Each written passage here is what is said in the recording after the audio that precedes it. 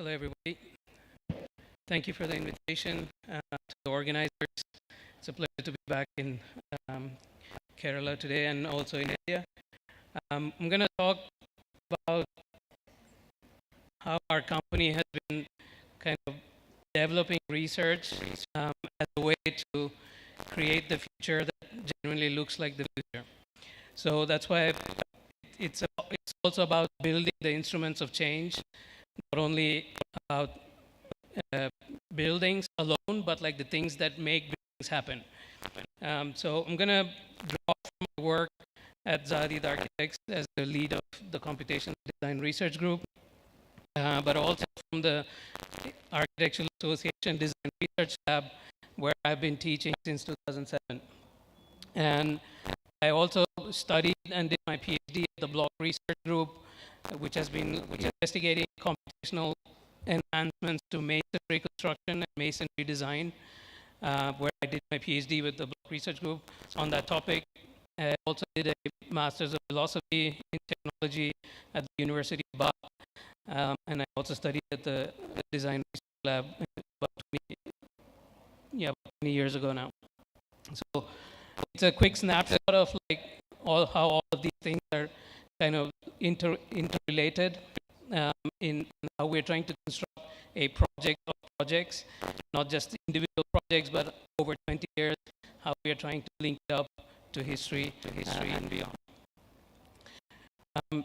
Just to set the tone, I will play a video of a project that won Zaha the Picture Prize in 2004.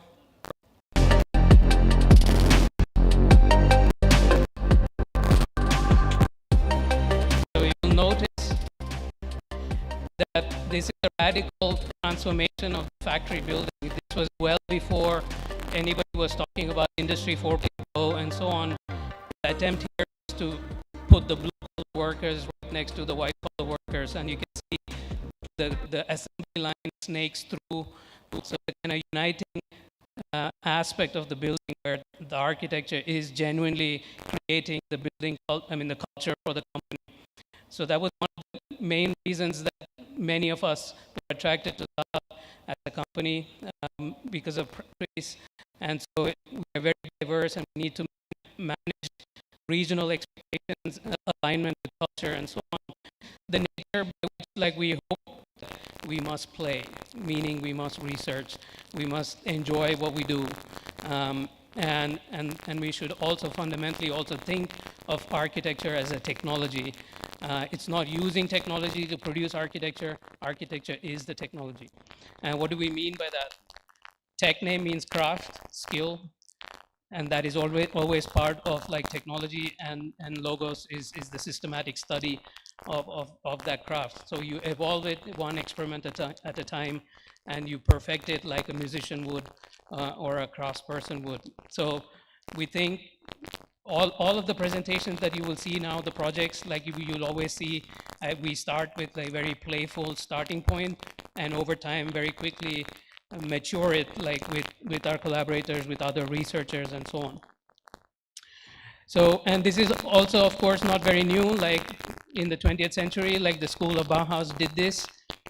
They nurture technology and design together. And as many of you know, Bauhaus was a kind of short-lived movement, like between the two world wars, but it promoted a lot of R&D or research and development in new forms of knowledge, new forms of making, new industrial technologies, and so on. So, so on the left, like you see Joseph Albers introducing to the curricula, to the students, like the aspects of curved crease origami, which was new forms of knowledge at the time. And all of these new forms of knowledge really began to play a part when Europe and the US was rebuilding after the 1950s. It resulted in all these showcase buildings that we visit now. And then it also genuinely affected like the customized mass buildings, like the residential buildings, the office buildings, like the diagrams of like Corbusier that we still use in India and elsewhere even to this day. And those kind of mass buildings, like residences or residential buildings, typically represent about 50 to 60% of a city. Therefore, clearly shaped the new cities of the 20th century. So The Bauhaus, starting from R&D, by the end of the century, even though the movement was only 12 or 13 years, like had dramatic effect on our planet, on everything, every city that we inhabit, every space that we live, so on. So we think we can do something similar, but better with new technology from the 21st century. So we've been following in this kind of footsteps, like collaborating with various partners, like across the world, from India to Mexico. We've been doing these kind of workshops and bringing global best practice, aligning it with building craft in the economies here. So the black and white photo on the top left was a pavilion we built in Bangalore like almost 13 years ago, or 14 years ago now. And similarly, we have built all these pavilions in Mexico, in China, and so on. And all of this is to interface like global best practice and technology with local craft and local material supply and so on.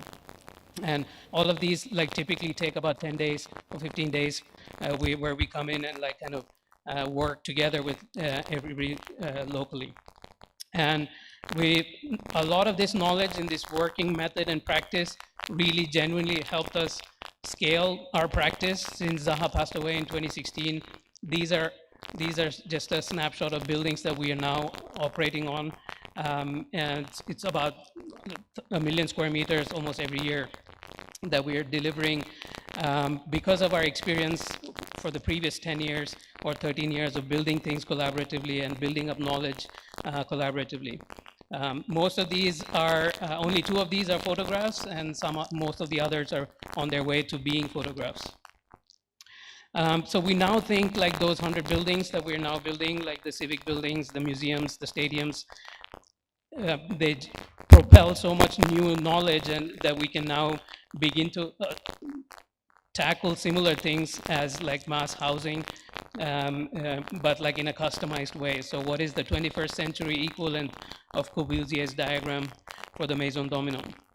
And similarly, we believe collectively and collaboratively we can affect the cities of the 21st century, even though we are now 25 years into the 21st century. So broadly speaking, like I'm going to talk about the first 2 aspects, research and development and our showcase buildings, with a glimpse of what it's going to mean for our residential buildings and office spaces and so on, and like how we can fundamentally transform our cities. So the first 2 things broadly can be categorized under the topic of tectonism, which I will explain and illustrate. And I will also talk a little bit about generative AI and game AI, which we believe are fundamental tools to democratize knowledge and to make possible building of cities rapidly and sustainably, as the 21st century clearly needs to house these 200 to 500 million Indians or 2.5 billion global citizens. So what is tectonism? Largely speaking, you can think of it as parametric technologies of design and construction.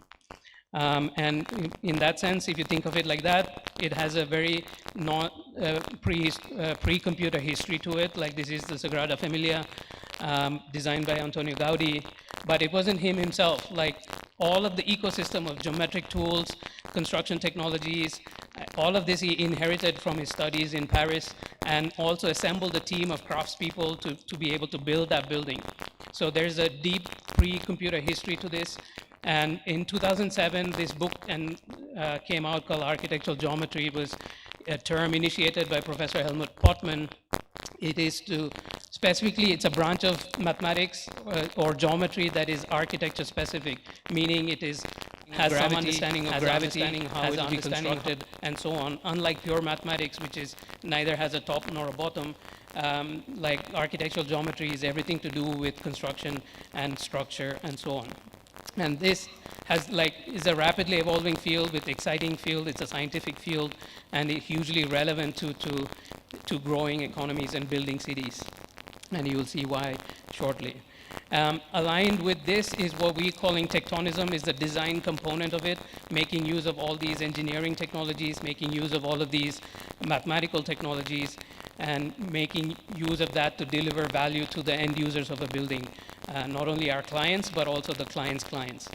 As you can see from the highlighted pitch, it's like how can we be inspired as designers from engineering logics, engineering technologies, but at the same time not become subservient to engineering we should have our own profession, and we should be proud of it, and we should have a disciplinary, systematic development of our discipline. So in parallel with all of this scientific development. So that's what we are calling tectonism, is the design application of all of these mathematical and geometric technologies. So broadly speaking, I will quickly go through why we believe this is a maturing field in the past 25 years of the 21st century. Some examples that I will give you now. So we started with this in 2012. It was a 2-week workshop in India where we bent pipe using like local labor, and then stretched fabric, which was again stitched in a tailor shop in Bangalore. We stretched it, and then like we laid the reinforcement bars and then cast it in concrete. That was about 2,000 pounds. Same logic, bent pipe, stretched fabric, quite a few million more pounds in London, but the principles are the same. So you can see the parallelness of like what we can learn by doing a simple prototype for 2,000 pounds, and it's very much applicable to something that is order of magnitude more cost and more engineering and so on. So, and then we also did the same thing in 2016, like a first kind of commercial project where we applied the logics that we learned in Bangalore to create this small gallery for mathematics. Before we made this intervention, the dwell time, or how much time average person spent in the gallery, was about 30 seconds. After we made this, it was 2.5 minutes. So in the first year, like there were 1 million visitors just into this small room. And that was where it became very, very rewarding and clear that research built up over time can genuinely have an impact, can provide joy and value to users. So we had to fight building regulations to have like the walls come all the way close to the ground, so that adults couldn't pass through, but children have a uninterrupted view. So this required a lot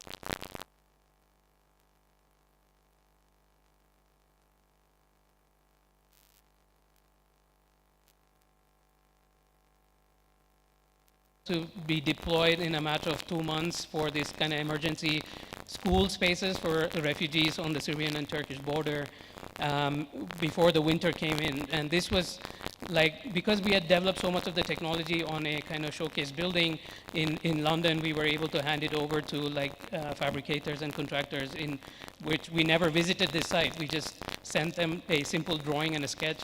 And because it was so physically intuitive, they were able to build this and deploy the school within like 2 months.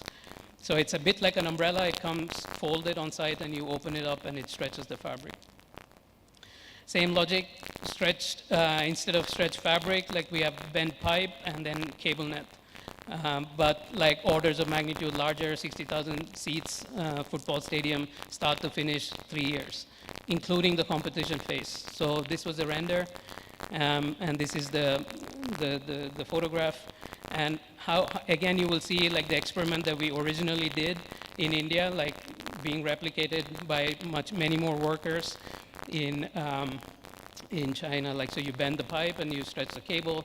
And so these principles are physically relevant, and they scale across countries, scale across many types of structures. And you will see that all of these projects like we are doing with like a very small team and a very tightly coordinated team, because of like this prehistory that we are developing research over time and not like making new things per project, right? And similarly, like that's one glimpse of like how computational geometry is becoming instrumental to deliver small projects, large projects, projects of any kind. Similarly, there's the concept of digital materiality, which is maturing. And I'm going to talk about digital concrete as an example of digital materials, what we mean by that. And put simply, it's like designing shapes digitally and then using digital means like robots to physically make it, right? So it's a kind of digital material organization. So you can control placement of material through the computer. And again, like we start with like playful things. This is a kind of, oops. Could you click on the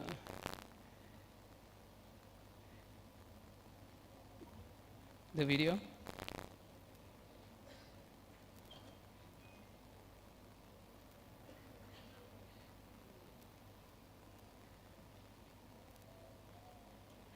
Yeah, so here we're just squirting some wax with some students, like in a cold winter month in London. That's why it's freezing like relatively quickly. But you can get a sense of how you can build using these shapes like arches, walls, so-called funicular shapes, funicular meaning gravity-led. And so we don't need any support, like, so you're building from the bottom upwards. And so this is like a simple intuition that we gathered by playing around with wax on a cold day. And it's the same logic that we thought like can be scaled up, like instead of like squirting with our hands, we can try and use a robot, which is what we tried to do in 2015 with this company that we helped initiate called Incremental 3D. They just got some robots, we mixed some concrete and squirted concrete instead of wax. And instead of using our brains to control our hands, we had to tell the computer, or use a computer to tell the robot where to put the concrete. And so this then led to my PhD topic in 2017, working with the Block Research Group in ETH. How do you design, how do you make up a technology to take this intuition and make it for real? And that led to this project in 2022 called Striatus, which is a completely unreinforced masonry structure. There's no steel in anywhere in the structure, neither in the cement nor as post-tension cables. The only steel there is in the feet.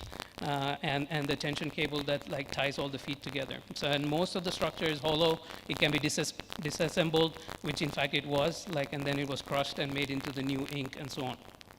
So I'll play a little video that explains this.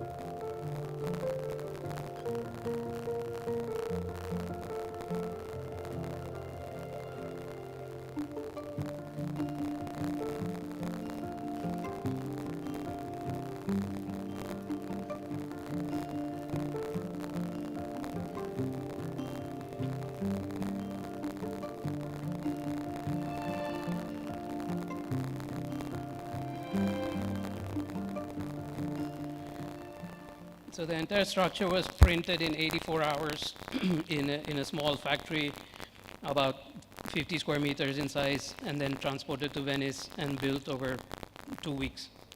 And it was disassembled in 3 days.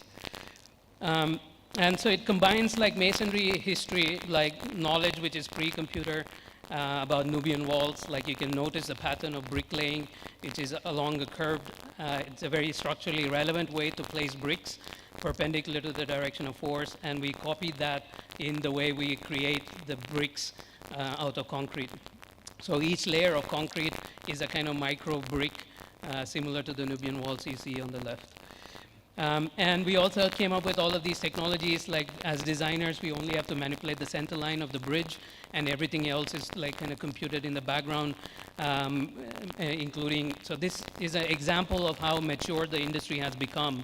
Like 10 years ago, this would be like rocket science, but now we're able to assemble the full workflow, whereas we can also just design with the center lines, moving them around, and in the background, a lot of things are calculated to ensure that it is structurally relevant and is structurally stable and also constructible. And this paradigm is not just like fancy technology for the sake of it. Because it's hollow, like it reduces the amount of concrete used, and because it's robotically placed, there's a lot less waste, and it is also repairable, like you can replace each block, and it is also reusable, as we already demonstrated, it's recyclable and so on. So it's a fundamental paradigm for sustainable construction, which brings new technology, marries it with historic masonry wisdom. And so this is what we mean by digital materials, is like marry historic wisdoms with like new technologies to meet the goals of the 21st century. And we are now suggesting like the use of similar technologies and methods for low carbon bridge construction all across the UK. And so we are able to show that like there's a full life cycle analysis, circularity, and how much carbon is captured and dissipated at each stage and so on. So lastly, we also can see that like robotic manufacturing is maturing. like we started with, again, like everything else, with a playful experiment with a $25 robot and trying to instruct it to try and draw a smiley. That's what it's trying to do there. And we scaled it up, like putting our money, all our savings into like the slightly better robot and bigger robots and so on. And you can see it's, again, like spanning about 12 years, taking our students to various labs and working with whoever has a robot. Like we used to turn up there and like try to use their robots. And this led to the initiation of so-called circular factory in 2022 in a small city called Roatan, which is in Honduras. Honduras has a GDP which is a fraction of India. And so this factory is bringing robots and upskilling local labor to participate in the digital economy, particularly women of the neighboring villages. They love working with these safer robots that and also they feel like they're exercising and learning things, exercising their mental faculties and learning new things every day. And it's also extremely pleasurable to learn new things. And so we think like this circular factory has been a big milestone, its establishment. And we also took the similar idea and established a tech lab in our basement in Zaha Hadid Architects to allow designers in the company to become accustomed to these new technologies of printing, wire cutting, and so on. So everybody you see in the picture is a member of our team, and they're trying to educate architects in Zaha Hadid Architects. So that they can like get hands-on and not fear technology, like genuinely see how they can use technology to create new things and sustainably, and also create exciting new shapes and so on. And we are also promoting using this gallery. It's in the heart of London with like young kids as like 7th grade, 8th grade, have lots of outreach programs and so on. So in the span of 10 years, we have gone from a $25 robot to like, quite a few, many more 100,000 worth of investment. And that's again showing disciplinary progress, which enables like one key thing, like so we can consider design and construction at the time of design. Without this knowledge, without this robotic knowledge, we would have been making the small 3D printed model. But now we can genuinely make like large-scale prototypes to test ideas at the time of design without needing to wait until we have a client to make it.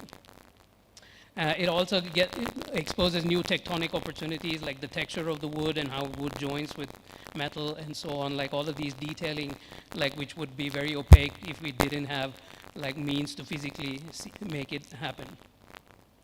And lastly, all of this is like kind of enabled by like AEC frameworks or digital tools which are also maturing. And like with everything else, we started with playful things like making like this cow become bigger and smaller and so on, and which then helped us like take a software which is usually made for computer graphics and making movies like Maya. And the reason we chose Maya is because it's very much about storytelling, very much about user experience generation, and spatial experience creation, right? Like, so movies are 3D spaces. And so we then took that software and adapted it to create our buildings. So we barely use any software we are meant to use as architects, because we believe that's not true. That's not how we operate as a company. So we should put our users first, and so work backwards from what our users need, which is a good experience and a productive experience in our buildings, and work backwards.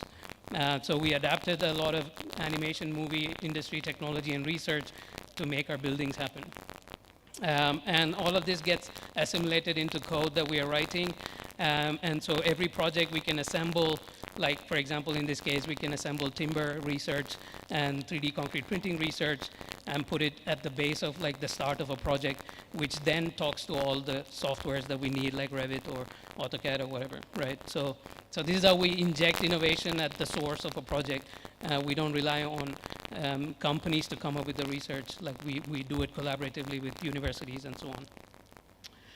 Okay, and so then all of this like then makes its way into larger and larger platforms, like we're using so-called NVIDIA Omniverse, which allows hundreds of designers to work together in parallel in their software of choice, like Rhino or Unreal Engine, which is for movie making, or Maya and so on.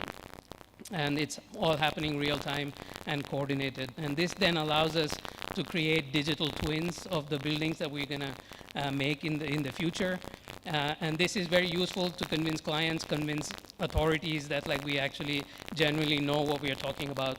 It's not just some fancy shape, that it can deliver value to the municipalities, deliver value to the citizens of a city or the users of a building, and so on.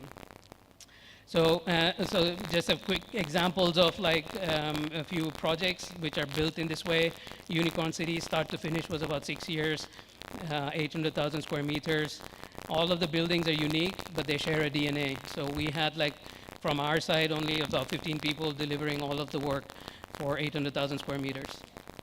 And this is also another reason why we love working in China, because like they match our technology and enthusiasm and expertise like on the construction side and on the delivery side. And 15 years ago, China didn't have this. Like 15 years ago, they were making quite ordinary buildings, and now every major city in China has like 2,000 to 3,000 people extremely qualified to operate and handle all of these technology at scale, build and deliver large infrastructure projects. And so whilst we made one stadium and we transferred the knowledge, like we were able to make in parallel 5 other stadiums. And so all of these are on their way to becoming buildings. And similar story with our bridges. All of them are going to, except for one, are going to be physically realized soon. And similar story with our master plans and so on. So this brings me to the kind of glimpse of like what the future could be. Like based on what we have achieved in the past 50 years, we genuinely believe we can augment all of this disciplinary knowledge and collaborative knowledge built up in our profession with AI, like artificial intelligence of these 2 kinds, so-called generative AI, which our previous speaker spoke about, like image generation, and also I will hint about game AI a little bit. It's to enable designers to do more, and also computers to learn more about architecture, right? That's our motivation. So you can see here how quick it is to ideate through various things with generative AI. So when the model weight is 1, it is more Zaha Hadid, and when the model weight is 0, it's more vanilla cities that like the AI has learned from scraping the internet. So this is what we are doing per project. We are taking base models from the internet and training it further with our own language.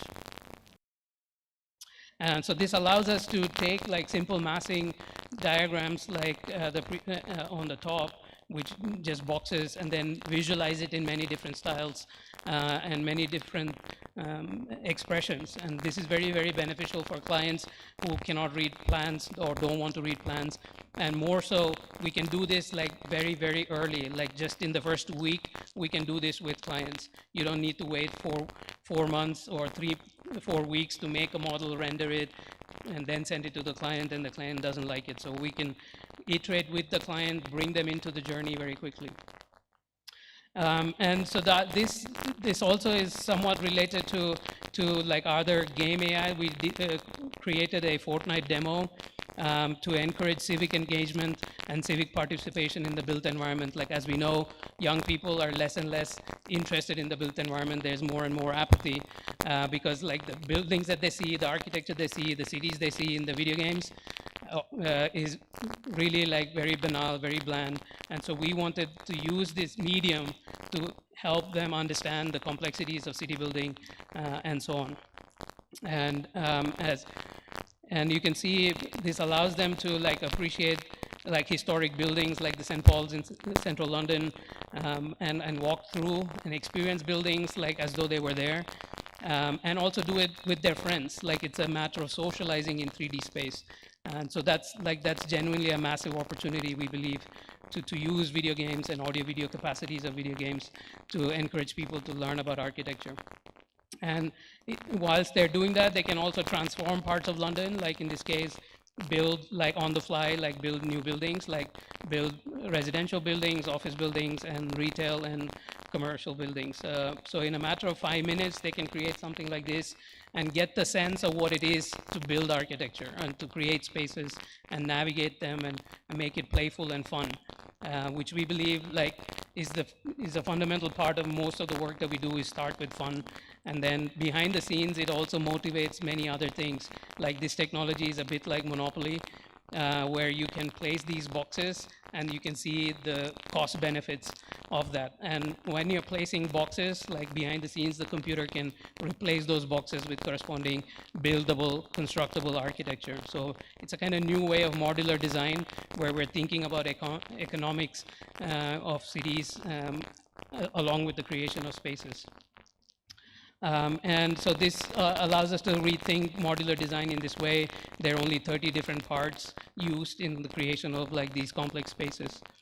And it also allows us to combine it with the other AI, generative AI, which is like on the top left, you can see was created in a video game by replacing these boxes. And using some prompts, you can convert that like simple rendering into really photorealistic rendering, like as you see in the big image. And I also invite you to notice that the AI put people in and people using these buildings, which is a fundamentally important part of communicating the value of a building to a client, is to populate the scenes with people doing things, which before this technology was very, very laborious, very, very tedious to do. And which now you can do in a matter of few minutes, like create boxes in a game and add some text, and then you get that render. And this is democratizing it. It is allowing users, end users, non-experts to participate in the creation of their spaces, and we believe is going to fundamentally improve civic pride and civic engagement in the built environment. And it also allows us to get the benefits of text-to-image AI, which has no idea of what a building is, but combine it with parametric design, which knows everything about a design, about a building. So we can have both, right? Like how many people can use it, how much it's going to cost, all of these aspects.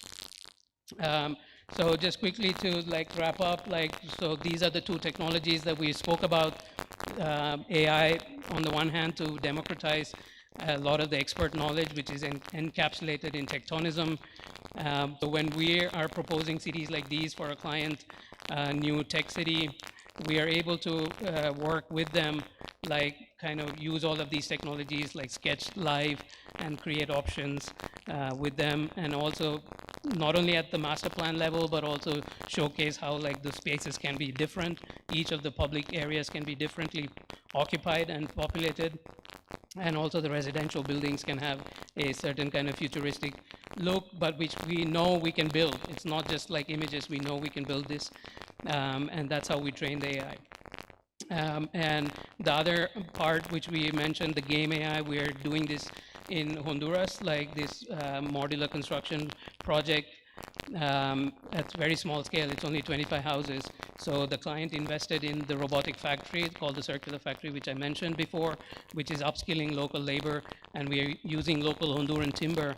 And we created a game so anybody can customize their house and order their house, and also invite their neighbors to do so. Oh, sorry, can you click on that, please?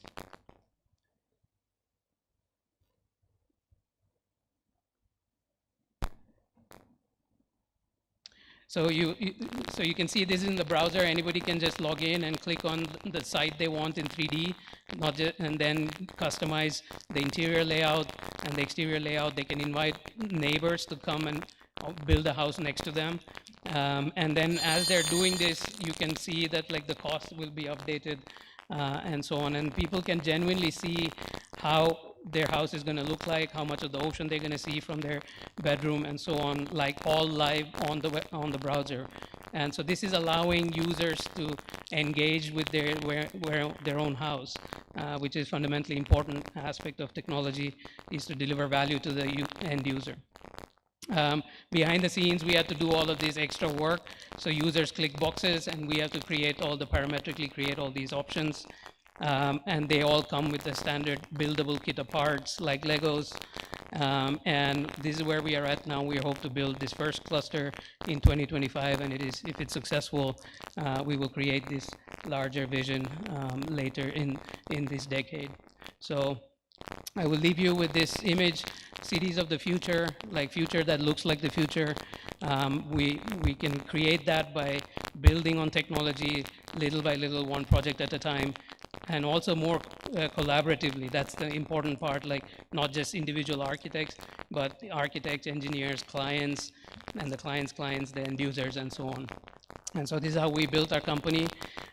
We hope to make use of, take this opportunity on board. Like it's, 2.5 billion people is a massive amount of people that we can serve with these technologies. And I will leave you with this video. Our company was built in the to deliver architecture in the service of the end user. Could you please play this video, please?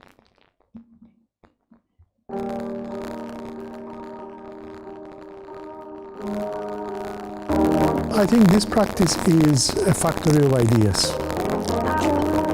Every day I walk through the office, I see people spinning beautiful three-dimensional models of buildings. Then I see people coding complex algorithms. It's like a symphony of people doing cool stuff. There's continual excitement for learning, for finding out what's new. We have many nationalities here. We have different ways of thinking. We come from different places. It's so satisfying when all of these different viewpoints get thrown in the mixer and you end up with this unique vision of what something could be. People want to share their enthusiasm and they want to share their ideas, and we're a very open company. And you have the freedom to create. If you have good design ideas, we're going to explore them.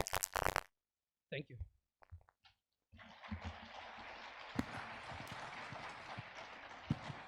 Thank you, sir, for that insightful presentation. I'd like to express our sincere gratitude to architect Shajay Bhooshan for sharing his invaluable insights with us. Through your innovative approach, you have opened up new possibilities in robotics and 3D printing, leaving us with fresh perspectives and a deeper appreciation for architecture. Advancement in technology is pacing up in a drastic speed. Now linking it with our field possibilities is one path you have showed us. We feel privileged to have had the opportunity to hear your insights today. Your contribution has been incredibly enriching and we are thankful for your presence. Thank you. As we wrap up, we extend our gratitude to architect Shajay Bhooshan for his inspiring thoughts and experiences. To honor his contribution, I'd like to call upon architect U. Mohammed, architect Nihad Ongal, and our silver partner Marble Center International to join us on stage and present a memento.